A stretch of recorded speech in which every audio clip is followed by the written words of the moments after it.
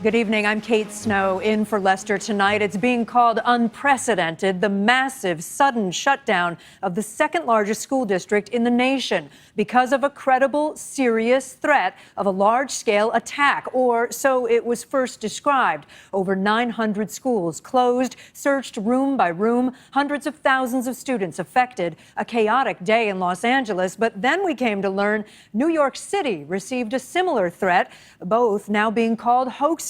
And New York's police commissioner says L.A. overreacted. But with the attacks in San Bernardino still fresh in their minds, imagine being the official who has to make that call. NBC's Miguel Almaguer has late details. Shortly before 7 a.m., police were mobilized and the decision was made public. The nation's second largest school district saying it received a credible threat, abruptly shutting down all campuses just before the morning bell. They said that it wasn't no school due to a bomb threat, so it's very scary. The unprecedented decision is what many woke up to. Breaking news of the massive district-wide shutdown of LAUSD schools. The threat came by email. A person claiming to be a high school senior, ready with an army to attack schools with guns and bombs.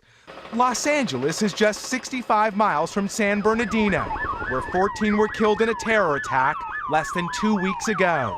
I think the circumstances in a neighboring San Bernardino, I think what has happened in the nation, I think what happened internationally, I as superintendent am not going to take the chance with the life of a student. The police chief said the threat was specific to all Los Angeles schools. The implied threat was explosive devices.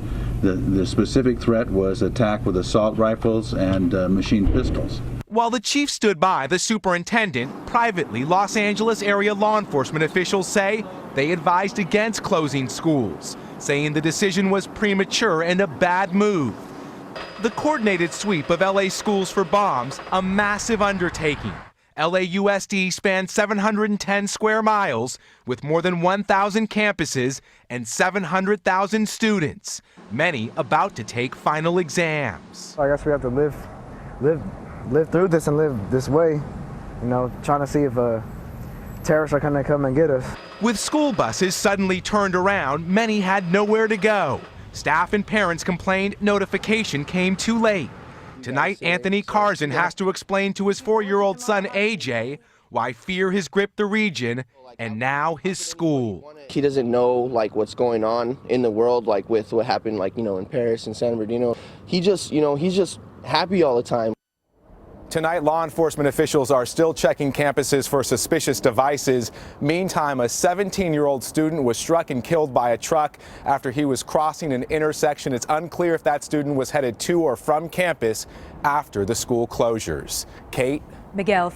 Hey, NBC News fans, thanks for checking out our YouTube channel. Subscribe by clicking on that button down here, and then click on any of the videos over here to watch the latest interviews, show highlights, and digital exclusives. Thanks for watching.